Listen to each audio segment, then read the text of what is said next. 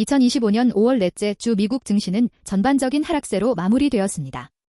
다우존스는 주간 기준 마이너스 2.5%, S&P 500은 마이너스 2.6%, 나스닥은 마이너스 2.7% 하락하며 4월 초 이후 가장 큰 폭의 조정을 기록했습니다. 이와 같은 하락은 무역 긴장 재개, 금리 상승, 기술주 중심의 매도세 등 다양한 요인이 복합적으로 작용한 결과로 분석됩니다. 투자자들은 불확실한 시장 환경 속에서 관망세를 보이며 주가 하방 압력을 가중시켰습니다. 이번 주 증시 하락의 주요 방아쇠는 트럼프 전 대통령의 관세 발언이었습니다. 트럼프는 유럽산 제품에 최대 50%의 관세를 부과하겠다고 밝혔으며 애플에도 미국 내 생산을 요구하면서 이를 따르지 않을 경우 최소 25%의 관세를 적용하겠다고 경고했습니다. 이러한 발언은 무역 갈등 재점화 우려를 불러일으켰고 특히 애플과 같은 글로벌 공급망에 의존하는 기업들에 대한 투자 심리를 크게 위축시켰습니다. 기술주 전반에 걸친 하락의 직접적인 원인이 되었습니다. 또 하나의 중요한 변수는 미국 10년물 국채 수익률의 상승입니다. 이번 주 4.63%까지 치솟은 수익률은 시장 참가자들에게 인플레이션과 재정 건전성에 대한 우려를 반영했습니다. 국채금리가 오르면 기업의 차입 비용이 증가하고 주식의 상대적 매력도는 떨어지게 됩니다. 이에 따라 성장주 중심의 매도세가 유입되었고 리스크 자산 전반에 부정적인 영향을 미쳤습니다. 이는 전통적으로 주식시장의 압박 요인으로 작용하는 현상입니다.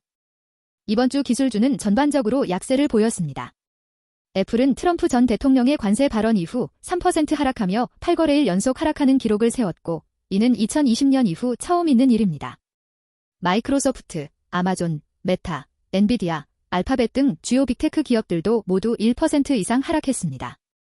기술주 중심의 시장이 재차 압박을 받은 것은 고평가 논란과 더불어 지정학적 리스크, 금리 상승 등 거시환경 악화가 복합적으로 작용했기 때문입니다.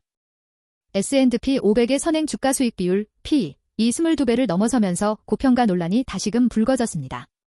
이는 5년 평균인 약 18에서 19배를 크게 상회하는 수준으로 투자자들은 향후 실적이 기대에 미치지 못할 경우 주가가 조정을 받을 수 있다는 불안감에 노출되어 있습니다. 실적 시즌 이후 기대감이 선반영되었다는 분석도 나오며 성장주 중심의 밸류에이션 부담은 당분간 시장의 발목을 잡을 수 있는 리스크로 간주되고 있습니다. 5월 28일 발표 예정인 엔비디아의 실적은 시장의 방향성을 가를 핵심 이벤트로 꼽히고 있습니다. AI 반도체 수요의 대표주자로 떠오른 엔비디아가 전 분기 실적을 다시 한번 크게 초과할 경우 기술주 전반의 반등 가능성을 열 수 있기 때문입니다. 특히 이번 실적은 데이터 센터 수요와 AI 성장의 실체를 가늠할 수 있는 바로미터가 되며 전체 시장에 심리적 반전을 줄 수 있는 변곡점으로 주목받고 있습니다. 이처럼 불확실성이 큰 장세에서는 리스크 관리 중심의 전략이 필요합니다. 포트폴리오 내에서 헬스케어, 필수 소비재, 유틸리티와 같은 방어적인 섹터 비중을 확대하고 단기적으로는 현금, 국채, 금 등의 안전자산 편입도 고려할 수 있습니다. 기술주에 대해서는 일시적 조정일 수 있음을 염두에 두고 분할 매수 전략을 통해 리스크를 줄이면서 접근하는 것이 바람직합니다. 시장은 단기적으로 민감하게 반응할 수 있으므로 유연한 대응이 중요합니다. 2025년 5월 4주차 미국 주식시장은 무역정책 리스크, 금리 상승, 기술주 매도세 등 복합적인 요인으로 인해 큰 폭의 조정을 보였습니다. 그러나 이러한 하락은 시장의 구조적 약세라기보다는 단기적인 외부 변수에 따른 조정으로 해석할 여지가 있습니다.